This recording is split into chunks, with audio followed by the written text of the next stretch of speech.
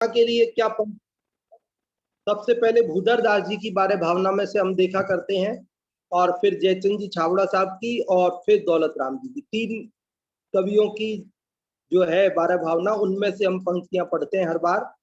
तो पहले पढ़ते हैं भूधर दास जी क्या कह रहे हैं संबर भावना के बारे में। सतगुरु देय जगाए मोह नींद जब उपसमे, तब कछु बने उपाय कर्म चोर आवत रुके। ये पंक्तियां आपके सामने आ चुकी हैं, और इसमें क्या लिखा है, सातवें छंद में जब आश्रव भावना की बात चली थी तो वहां कहा था कि मोह नींद के जोर जगवासी घूमे सदा, और कर्म चोर चहु ओर सर्वस लूटे सुध नहीं। तो उसी का विपरीत है संबर। संबर में उससे विपरीत बात कही, क्या कही, सतगुरु देय जगाए मोह नींद जब उपसमे। कितने सतगुरु देव जगाते हैं, सतगुरु देय जगाए, देय मतलब देते हैं। सतगुरु जब जगाते हैं हमें, मोह नींद जब शांत होती है हमारी, सतगुरु का उपदेश सुनकर, सच्चे देव शास्त्र गुरु का जो उपदेश है उसे सुनकर जब हमारी मोह रूपी निद्रा शांत होती है, तब कछु बने उपाय। तब जो है वास्तव में उपाय, आत्म कल्याण का उपाय बनता है। कर्म चोर आवत रुके, और कर्म रूपी चोर आना रुक जाते हैं। वहां क्या हो रहा था आश्रव भावना में कि मोह नींद के जोर जगवासी घूमे सदा। मोह नींद में पड़ा हुआ जीव संसार में घूमता रहता है, और वहां पर कर्म चोर चंगोर सर्वस्व लूटे सुध नहीं। वहां कर्म रूपी चोर सर्वस्व लूट रहे, हमें खबर नहीं है। लेकिन जब हमें कोई दयालु गुरु ने हमें जगाया कि भैया किस मोह की नींद में सो रहे हो, उठो जागो, अपने स्वरूप का भान करो, ये कर्म तुम्हारी संपत्ति को ढकते हैं, लूटते हैं, तुम जागो। तो हमारी मोह निद्रा टूटी, और हमने अपने आत्म कल्याण का उपाय प्रारंभ किया, और कर्मों रूपी चोरों का आना रुक गया। देखो, जब तक व्यक्ति सोता है तब तक चोर आते हैं, और जब व्यक्ति जाग जाता है तो फिर चोर नहीं आते हैं, है ना। जागते में भी जो आ जाए उन्हें चोर नहीं कहते, फिर उनको तो अन्य कुछ कहते हैं, डाकू इत्यादि कहते हैं। लेकिन चोर तो वे होते हैं जब मालिक सोता है तो चोरी करते हैं, और जब जाग जाता है मालिक तो वे चोरी नहीं करते हैं। अपने यहाँ जो कथानक आता है जम्बू स्वामी का, उसमें हम देखते हैं कि वो जम्बू स्वामी, जिनकी 4 सुंदर कन्याओं से विवाह हुआ था, शादी हुई थी, और उस विवाह की प्रथम रात्रि में ही जब वे अपने वैराग्य भावों से ओतप्रोत मुनि दीक्षा की तैयारी कर रहे थे, और वहां जो चर्चा चल रही थी, उस चर्चा से प्रभावित होकर के उन्होंने तो स्वयं ने तो दीक्षा ली ही थी, लेकिन उनके साथ साथ उनकी चारों पत्नियों ने भी आर्य का दीक्षा ली, उनकी माताजी ने भी ली, उनके पिताजी ने भी ली। और वहां पर जो चोर आया हुआ था चोरी करने के लिए, वो चोर का नाम मुझे अभी याद नहीं आ रहा, अंजन तो नहीं था, वो कुछ और नाम था। अभी यशोधरा आंटी जी को शायद पता होगा, हाँ उन्होंने रेज हैंड भी किया है, हम उनसे पूछ लेते हैं। हाँ यशोधरा आंटी जी, आप नाम बता दे। मेरे को विद्युतचर का ध्यान है। विद्युतचर, हाँ होगा विद्युतचर। फिर उसके कुछ और साथी भी थे, कितने 500 साथी, 500 साथी थे। कितने थे? 500 साथी, 500, 500। अच्छा। तो वो विद्युतचर चोर जो चोरी करने के लिए आया था, उसने और उसके साथी 500 जो अन्य चोर थे, उन्होंने भी दीक्षा ली। देखो कैसे एक जीव के परिणाम वैराग्य के थे, और उसका फल ये हुआ कि उनके साथ साथ अन्य तो 505 जीवों ने और दीक्षा ले ली, 506 और जीवों ने दीक्षा ले ली। 500 तो वे चोर और चारों उनकी पत्नियां और उनके माता पिता, इतने लोगों ने दीक्षा ले ली। लेकिन वो चोर की बात क्या थी कि वो चोर की बात यही तो थी कि वो सोच रहा था कि मालदार सेठ जी के बेटे की शादी हुई है तो बहुत माल आया है और बहुत गहना वगैरह है, ये जब सो जाएंगे तो रात में हम चोरी करेंगे। और वह चोर अपने अन्य साथियों के साथ उसने डेरा डाल दिया महल के चारों ओर, और वह रात्रि में खिड़की से इस बात का इंतजार कर रहा था कि ये कब सोए और कब हम चोरी करें। लेकिन वे तो सोए ही नहीं पूरी रात, तत्व चर्चा में ही बीत गई। और वह इंतजार तो कर ही रहा था, तो उसने उनकी सारी तत्व चर्चा सुनी और उसे भी जगत से वैराग्य हुआ और उसने दीक्षा ली। तो हमें यही बात बतानी थी कि वह चोर था ना, तो वे सोए नहीं तो चोरी नहीं करी उसने, और सो जाते तो चोरी कर लेते। तो यहाँ पर भी कह रहे हैं कि कर्म चोर जब आते थे आश्रव में, मोह की नींद में हम पड़े थे तब, लेकिन जब संबर अर्थात हमें सदगुरु ने जगाया, हमारी मोह नींद शांत हुई, हम जागृत हुए, तो कर्म चोरों का आना रुक गया। तब कछु बने उपाय, कर्म चोर आवत रुके। इसी के बारे में क्या कह रहे हैं पंडित जयचंद जी छाबड़ा साहब? कर्म चोरों का रुक जाना यही तो संबर है, कर्म का नहीं आना, कर्म आना बंद हो जाना, उसी का नाम संबर है। तो देखिए जयचंद जी छाबड़ा साहब तो बहुत अलग ढंग से बारे भावना लिखते हैं। निज स्वरूप में लीनता निश्चय संबर जान, समिति गुप्त संयम धर्म धरे पाप की हान। कि निज स्वरूप में लीनता निश्चय संबर जानी, कि जो निज स्वरूप अर्थात आत्म स्वरूप में लीन हो जाना, ये निश्चय से संबर जानो। अपने आत्म स्वरूप में लीन हो जाना, इसको निश्चय संबर कहते हैं, वास्तविक संबर कहते हैं। और समिति गुप्ति संयम धर्म, कि समिति गुप्ति संयम धर्म, ये यदि इनका निश्चय स्वरूप लेंगे तो वही बात हो जाएगी आत्मलीनता। लेकिन इनका व्यवहार स्वरूप भी जो है निश्चय के पूर्वक होने वाला, उसको जो धारण करता है वो करे पाप की हानि, उसके पापों की हानि होती है। मतलब उसको देखो, संबर में क्या होता था कि कर्मों का आना रुक जाता, लेकिन जब आत्म स्वरूप में लीनता रूप निश्चय संबर हुआ तब तो सारे कर्मों का आना रुक गया, संबर पूरी तरह हो गया। लेकिन जब उनका व्यवहार रूप समिति गुप्ति धर्म आदि किया, तब क्या हुआ कि तब संबर दो दो तरह के कर्म आते थे ना, पाप कर्म और पुण्य कर्म। तो उनमें से पाप कर्मों का आना रुक गया। किसका रुक गया?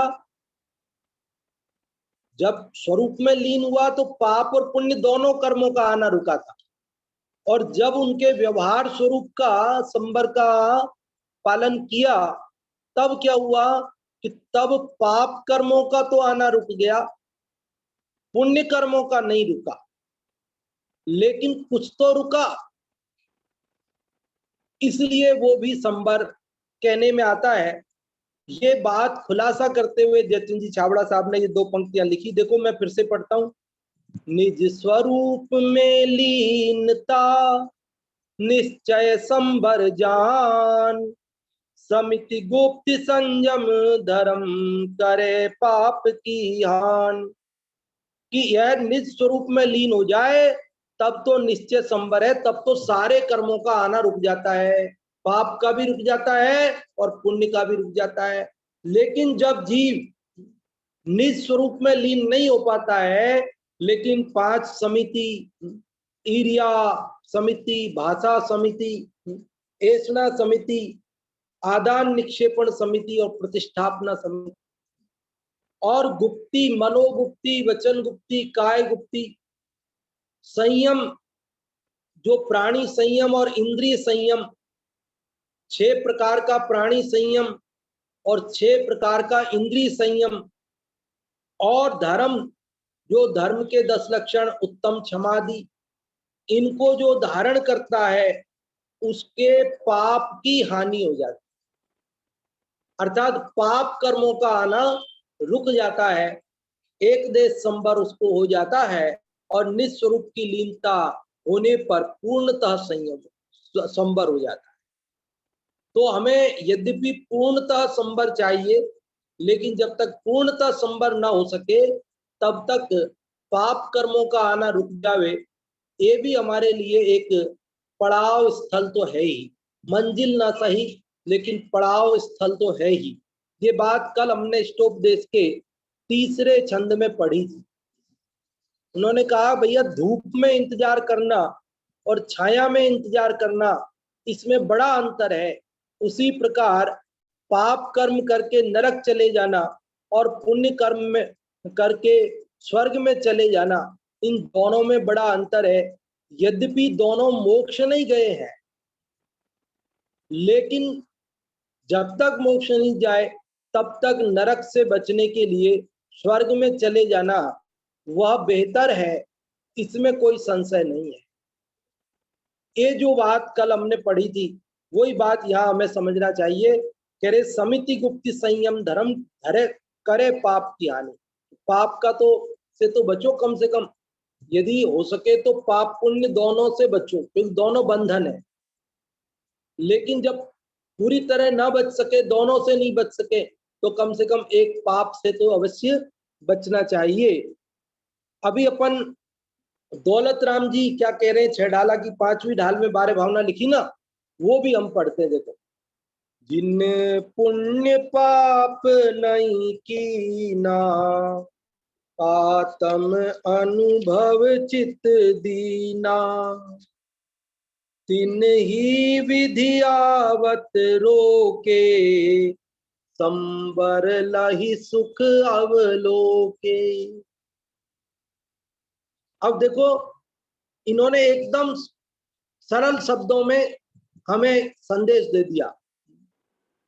जो बात नेचंद जी छाबड़ा साहब ने कही थी उस बात को इन्होंने स्पष्ट रूप से कह दिया। हमें क्या कह दिया कि जिन पुण्य पाप नहीं कीना, आत्म अनुभव चित दीना, तिन ही विधि आवत रोके, संवर लहि सुख अवलोके।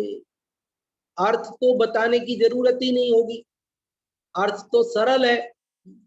क्या कह रहे हैं कि जिन पुण्य पाप नहीं कीना, कि जिन्होंने पुण्य और पाप दोनों ही नहीं किए। क्या नहीं किए? ना तो जिन्होंने पुण्य किया और ना तो जिन्होंने पाप ही किया। तो फिर क्या किया? पुण्य भी नहीं किया और पाप भी नहीं किया, तो फिर क्या किया? तो कहते आत्म अनुभव चित दीना, अपने चित्त को, अपने मन को, अपने उपयोग को आत्मानुभव में लगा दिया। किसमें रमा दिया? अपने में रमा दिया। देखो, जगत तो 2 ही बातें जानता है, या तो पाप करें और या तो पुण्य करें, या तो अशुभ भाव करें नहीं तो शुभ भाव करें।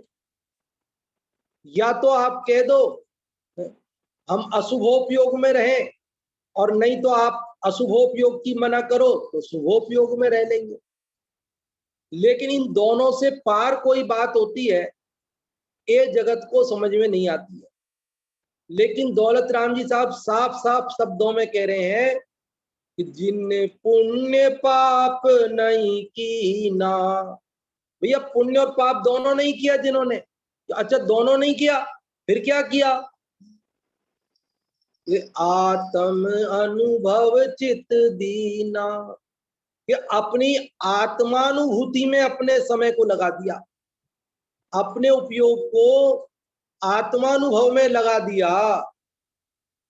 अच्छा, आत्मानुभव में लगा दिया दोनों छोड़ के, तो उससे क्या हुआ?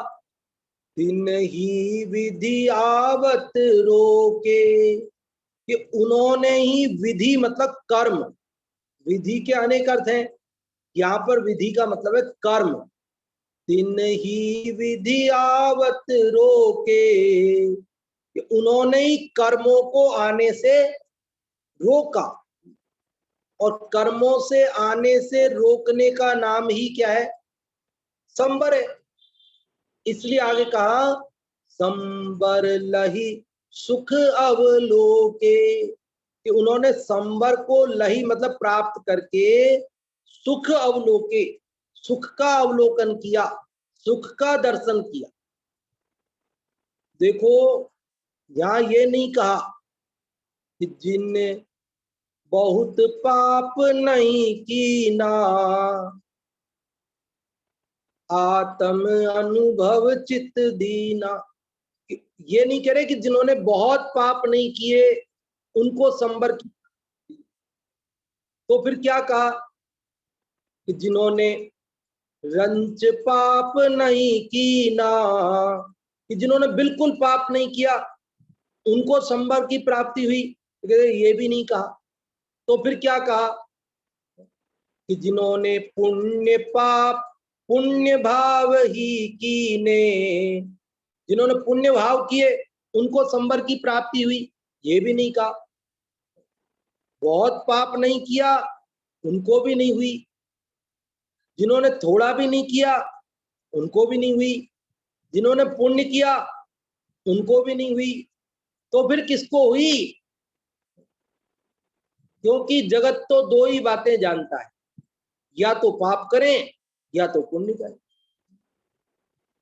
क्योंकि हम व्यापारी समाज है, व्यापार की बात में दो ही बात होती है, या तो खरीदेंगे या बेचेंगे।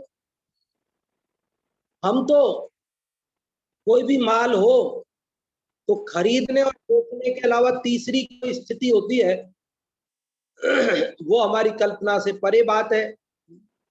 जैसे ही हम कोई चीज देखते हैं तो या तो हमको लगता है कि ये चीज हम खरीद लें, और या फिर हमें लगता है ये चीज बेच दें। लेकिन खरीदने और बेचने से पार भी कोई तीसरी स्थिति होती है, वो हमारे समझ में नहीं आती। जैसे मेरे से पूछते पंडित जी ये पेन कितने का है, आप कितने का लाए? मैंने कहा 10 रुपए का। अरे पंडित जी आप तो महंगा ले आए, झूठ बोलते हो है? ये तो 5 रुपए में कितने लोगे आप? 5 रुपए में मिलते हैं ये पेन। तो हमने कहा कि हमें नहीं लेना है, तो उनका नहीं लेना है तो आप हमें दे दो। तो हमने कहा हमें बेचना नहीं है, तो बोले आपको बेचना नहीं है तो आप ले लो हमसे। तो हमने कहा हमें लेना भी नहीं है, हमें केवल एक पेन चाहिए था, वो महंगा सस्ता जैसा हमें दुकानदार ने दिया हम ले आए, और हम अपना काम कर रहे हैं। जब तक ये खत्म नहीं होगा तब तक हमें दूसरे पेन की जरूरत नहीं है, जब खत्म होगा तब सोचेंगे एक पेन और ले लेंगे। लेकिन हमारे व्यापारी भाई हमसे क्या कहते हैं कि ये तो आपने महंगा ले लिया और आपको इससे कम पैसे में हम देते हैं, आप ले लो, और नहीं तो आप हमें लाके दे दो। बस इसी प्रकार हम कहते हैं कि हे आचार्य भगवान, या तो आप कह दो तो हम पाप कर लें, और या तो आप कह दो तो हम पुण्य कर लें। लेकिन आचार्य भगवान कह रहे भैया पाप और पुण्य दोनों नहीं करना है। क्या करना है? जिन पुण्य पाप नहीं कीना, आत्म अनुभव चित दीना, तिन ही विधि आवत रोके, संबर लही सुख अवलोके। कि जिन्होंने पुण्य और पाप दोनों नहीं किए, अपने आत्मा में अपने उपयोग को रमाया, उन्होंने ही कर्मों को आने से सचमुच रोका, उन्होंने ही संबर प्राप्त किया, और उन्हें ही सुख का अवलोकन हुआ, सुख की प्राप्ति हुई, सच्चे सुख का दर्शन हुआ, यहीं से धर्म की शुरुआत होती है। संबर से ही धर्म की शुरुआत होती है। हमने कहा ना, संबर से सुख की प्राप्ति या धर्म की शुरुआत कह सकते हैं। धर्म वो सुखदायक है और निर्जरा ये संबर, ये सुख की वृद्धि या धर्म की वृद्धि कह दो, और मोक्ष ये सुख की पूर्णता अथवा कर्म धर्म की पूर्णता कह लीजिए, एक ही बात है। तो इस प्रकार से हमने पिछली बार जो 7वीं भावना आश्रव भावना पढ़ी थी, इस बार उससे विपरीत 8वें नंबर की भावना कौन सी अभी हम पढ़ रहे हैं, संवर भावना। तो आश्रव भावना के संदर्भ में जो जो बातें आपसे कही गई हैं, संवर में उनसे विपरीत सारा समझ लेना चाहिए, क्योंकि कर्मों के आने का नाम आश्रव है और नहीं आने का या कर्मों के आना रुक जाने का नाम संवर है। और आश्रव दुख का कारण था और संवर सुख का कारण है। पुण्य और पाप दोनों से आश्रव होता था, पुण्य का आश्रव और पाप का आश्रव। लेकिन पुण्य और पाप से पार, जो अपन रोज बोलते हैं ना, अशुभ में जाना नहीं, शुभ में अटकना नहीं और शुद्ध से भटकना नहीं, तो वो अशुभ और शुभ दोनों आश्रव के कारण होने से ही तो हमने ये बात कही कि अशुभ में तो हमें जाना ही नहीं है बिल्कुल, और शुभ में क्या करें, मजबूरी है, अशुभ से बचने के लिए रहते हैं। अस्थिरता जन्य राग आए बिना रहता नहीं है, शुभ राग आए बिना रहता नहीं है ज्ञानियों को भी, इसलिए। लेकिन हम उसमें संतुष्ट नहीं है, वो भी हमारा जो है एकमात्र पड़ाव है।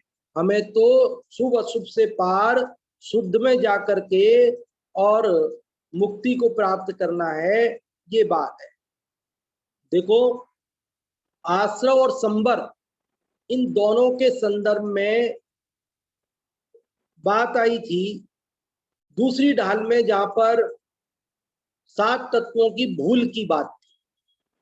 तो वहां ये आश्रव तत्व और संवर तत्व की भूल क्या है कि आश्रव को सुखदाई मान लेना, या पाप और पुण्य, 2 प्रकार के आश्रव में से पाप को दुखदाई किंतु पुण्य को सुखदाई मान लेना, ये आश्रव तत्व।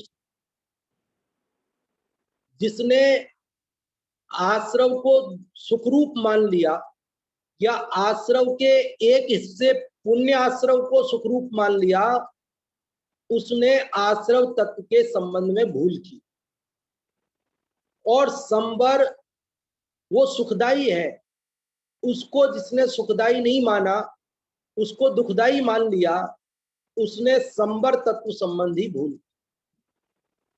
यद्यपि एक भूल करने वाला दोनों ही भूल करता है, ऐसी बात है, क्योंकि एक को भी ठीक से समझ लेता तो निश्चित रूप से दूसरे के बारे में भी गलती नहीं करता। लेकिन एक गलती करने वाला दूसरी भी करता है, वही स्थिति है। तो वहां पर दूसरी ढाल में उन्होंने कहा कि रागादि प्रगट ये दुख दैन, तिन्ही को सेवत गिनत चैन। कि रागादि भाव प्रगट रूप से दुखदाई है, स्पष्ट रूप से दुखदाई है, फिर भी उनको सेवन करता हुआ चैन गिनता है, सुख मानता है, यह आश्रव तत्व संबंधी भूल है। और आत्महित हेतु विराग ज्ञान, आत्मा के हित का हेतु वैराग्य और ज्ञान है, संबर है, लेकिन ते लखे आपको कष्टदान, उनको अपने लिए दुखदाई मानता है, ये उसकी संबर तत्व संबंधी भूल है। इसके लिए हमने एक दृष्टांत भी आपको सुनाया था पहले, अभी फिर से थोड़ा सा संक्षेप में बताते हैं कि एक हिरण था, बारहसिंगा होता है ना, बारहसिंगा हिरण की एक प्रजाति, खूब सारे सींग होते हैं उसके 12 से। तो उसे अपने सींगों पर का बड़ा अभिमान था कि कोई भी जानवर के इतने सारे सींग नहीं है। गेंडा है तो उसके एक ही सींग है, बहुत सारे जानवरों के तो सींग ही नहीं है, और गेंडे के एक ही है, और बाकी दूसरे गाय आदि के है तो वो 2 ही सींग है, लेकिन मेरे तो इतने सारे सींग है। वो अपने सींगों पर बड़ा इतराता था, खुश होता था, गर्व करता था कि मेरे इतने बड़े बड़े और ऐसे सींग है। और टांगे बहुत पतली पतली होती है, उनको देख करके शर्माता था, हीन भावनाग्रस्त रहता था। तो हीन भावनाग्रस्त रहता था, वो ऐसा सोचता था कि ये पतली पतली टांगे अच्छी नहीं लगती है। वो इस प्रकार से टांगों को लेकर के दुखी रहता था और सींगों को लेकर खुश होता था। एक दिन इसी प्रकार का विचार कर ही रहा था, इतने में एक शिकारी आया। तो वह दौड़ा वहां से, और दौड़ा तो दौड़ते दौड़ते एक जगह जाकर के, जहां झाड़ियां थी, झुरमुट था बेलों का, उसमें उसके सींग उलझ गए, सींग फंस गए। और सींगों के फंस जाने से, अब सींगों से तो बड़ा मोह था उसको, तो उसको लगा कि अगर मैंने कुछ छेड़खानी करी तो ये टूट जाएंगे सींग, इतने सुंदर मेरे सींग हैं, ये टूट जाएंगे। तो वो खड़ा रहा तो शिकारी आ गया और उसे मारने ही वाला था कि पास में एक साधु बाबा की कुटिया थी। उन्होंने जब ये देखा तो उस शिकारी को समझाया, भैया जीव हत्या का महापाप है, इत्यादि इत्यादि, और उसे समझाकर वहां से भेज दिया। और हिरण को जो है उस झाड़ियों में से उसके सींग जो फंसे थे वो निकाल दिए। और फिर उस हिरण से बोले कि देखो हिरण, तुम्हें अपने सींगों पर बड़ा अभिमान था ना, आज ये सींग ही तुम्हारी मौत का कारण बन रहे थे। ये तो ठीक है कि हमारे यहाँ तुम आकर के अटके और हमें भी ऐसा विचार आ गया, और वो शिकारी भी मान गया, तुम्हारी भली होनहार थी, सो तुम बच गए, नहीं तो आज मारे जाते। किसकी वजह से? इन सींगों की वजह से। और जिन टांगों को लेकर तुम हीन भावनाग्रस्त रहते हो, सोचते हुए टांगे बेकार है, उन पैरों की, उन टांगों की बदौलत तुम आज बचे हो। अगर ये पैर नहीं होते तो तुम दौड़ के यहां तक भी नहीं आ पाते, वहीं पे शिकारी तुम्हें मार देता। लेकिन तुम इन टांगों के भरोसे, भले पतली जैसी भी हैं, उन टांगों के कारण तुम दौड़कर यहां तक आ सके हो। तो ये आज बचे हो तो सींगों की वजह से नहीं बचे हो। किसकी वजह से बचे हो? पैरों की वजह से बचे। और संकट आया था वो किसकी वजह से आया था? वो पैरों की वजह से नहीं आया था, वो सींगों की वजह से आया था। क्यों?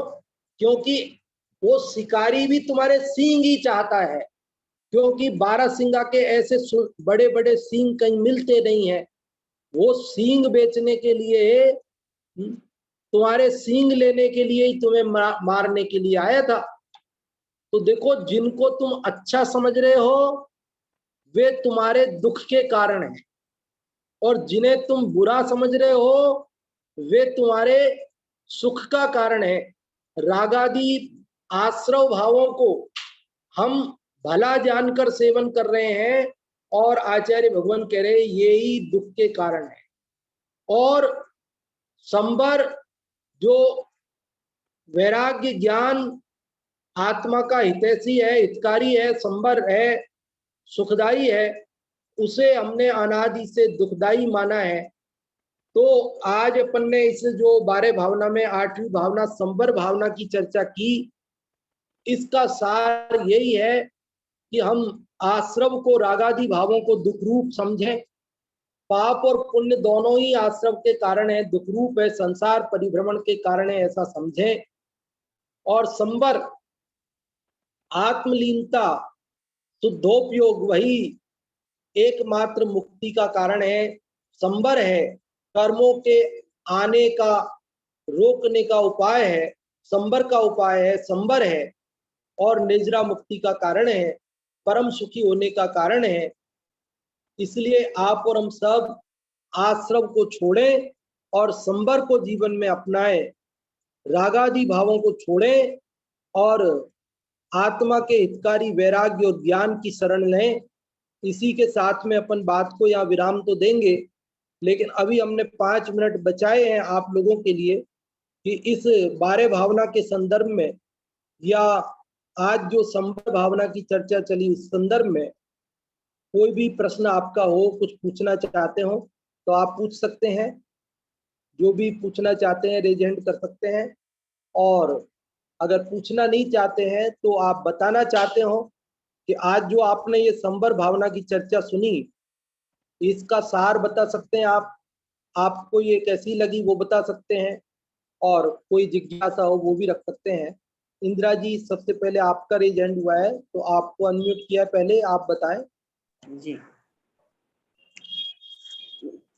ये 12 भावनाएं, इनमें शुरू की 6 भावनाएं तो वैराग्य परक हैं और बाद की 6 भावनाएं तत्व परक हैं। आज संवर भावना ली है, उसके पहले आपने आश्रव भाव, कल पिछली बार आश्रव भावना में बताया था कि आश्रव कर्मों के आने को आश्रव करते हैं और ये महादुखदायी है। और इसके विपरीत संवर भावना में कर्मों का नहीं आना या कहें कि कर्मों का आना रुक जाना वही संवर है। तो इसमें पंडित भूधर दास जी ने लिखा है कि मतलब हम अनादिकाल से मोह रूपी निद्रा में सो रहे हैं और इस संसार में परिभ्रमण, इसीलिए संसार में परिभ्रमण हो रहा है और ये कर्म चोर चहूर, चारों ओर कर्म रूपी चोर मतलब हमारा सर्वस्व लूट रहे हैं। फिर भी हमें अच्छा, ये तो आश्रव भावना का है, फिर भी हमें शुद्ध नहीं है। ये आश्रव भावना में बताया था। संवर भावना में ये कि सतगुरु दे जगाए, जब हमें सच्चे गुरु मिलते हैं और वे हमें अपने उपदेश आदि से जागृत करते हैं तो हमारी तब मोह निद्रा टूटती है या समित हो जाती है। तब कुछ मतलब ऐसा उपाय बनता है कि कर्मों का आना रुक जाता है और इसी को संवर कहते हैं। इसमें जयचंद जी छाबड़ा ने भी लिखा है कि निज स्वरूप में लीनता निश्चय संवर जानी, समिति गुप्ति संयम धर्म, समिति गुप्ति संयम धरे करें पाप की हानि। तो उन्होंने लिखा है कि स्वरूप में आत्मलीनता ही निश्चय से संवर है, लेकिन जो 5 समिति, क्रिया समिति, भाषा समिति, ऐषणा समिति, आदान निक्षेपण समिति और प्रतिष्ठापन समिति, ये 5 समितियां मन वचन काय गुप्ति और इंद्रिय संयम 6 प्रकार का, 6 प्रकार का प्राणी संयम और उत्तम क्षमादि 10 धर्म जो इनको धारण करता है तो इनसे भी पाप कर्म कटते हैं, पाप कर्मों का संवर होता है। और लेकिन निश्चय पूर्वक ये संवर होता है। जम्बू स्वामी का उदाहरण दिया आपने और ये अभी 12 सिंगा का भी उदाहरण दिया।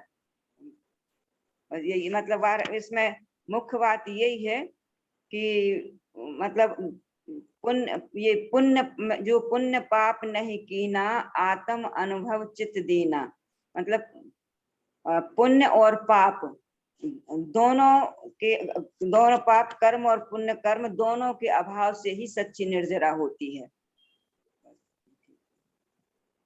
हाँ जी, बहुत अच्छा इंदिरा जी आपने बताया, बहुत बहुत धन्यवाद आपके लिए। तो आज ये अपनी कक्षा यहाँ पूर्ण करते हैं और कल वापस इष्टोपदेश के 4थे छंद की चर्चा प्रारंभ करेंगे। फिर अभी अपन अगली कक्षा के लिए सन्मति संस्कार संस्थान कोटा से पंडित जी जय कुमार जी साहब को आमंत्रित करते हैं और अन्य कोई सूचना हो तो सुयश जी कोटा सूचना देंगे आपको।